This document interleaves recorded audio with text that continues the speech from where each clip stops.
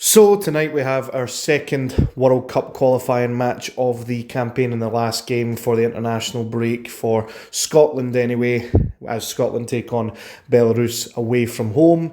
This is also going to serve as a little reaction to the Denmark game the other day as well on Friday night.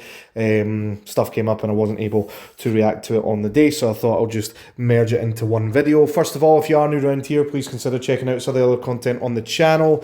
I'll be uploading very soon the last episode or two of the SPFL RTG, as FC26 is just round the corner, so it'll be the final episode for the FC25 one, as well as prediction video for the return to Scottish Premiership action at the weekend as well.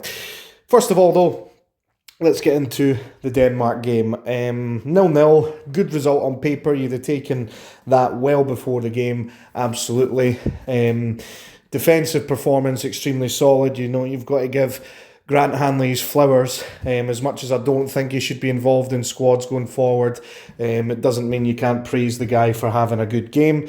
He absolutely did. I thought John McGinn had his best Scotland game for a while. Few criticisms of team selection potentially. A lot of people wanted Kieran Bowie to start, and it wasn't helped by the fact that Lyndon Dykes had that glorious opportunity where we had the counter-attack and Shea Adams found him and he decided to take a touch and it just didn't sit for him.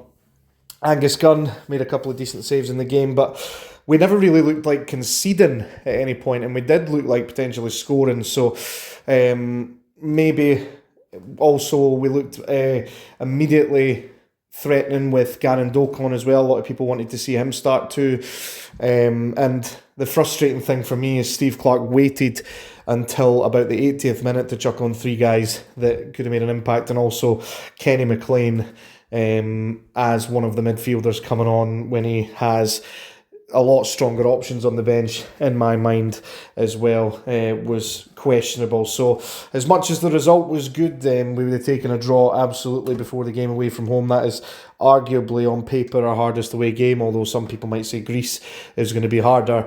The result's good, but team choice was a little bit disappointing. And the fact as well that Steve Clarke seems to have a habit of not using the 5 substitutes available to him for some reason, and I always feel as though he waits too long.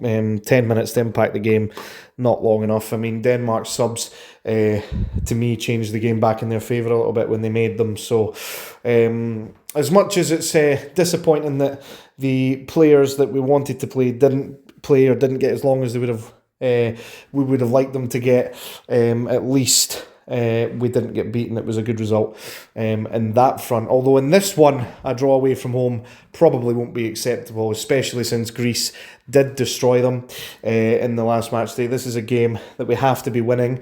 We can't afford to fall any further behind Greece, and you would anticipate that Denmark are going to start picking up points as well, so we need to be within that touching distance to at least get the playoff, and we need to take advantage of both Belarus games with that being the case. So on to tonight. In terms of the team selection, Steve Clarke said that he's probably not going to do too many changes, which again is a little bit frustrating. I think this would be the perfect game for Bowie to start in.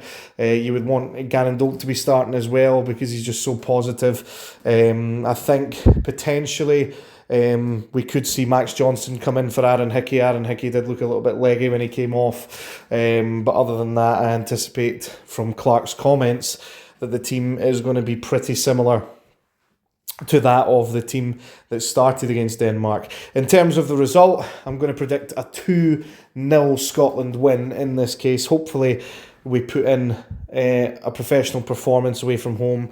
The early goal to settle the nerves would be absolutely ideal, and hopefully we find ourselves on 4 points out of a possible 6 after 2 away fixtures in a row, which I think, despite the fact that some of the player choices was disappointing against Denmark, if you were going to offer that before the campaign started, I think a lot of people would have taken that. So we'll see what ends up happening in the game tonight anyway. I will be reacting to it at full time. If you are new around here, please consider checking out some of the other content on the channel. Thanks for watching, and I'll catch you in the next one.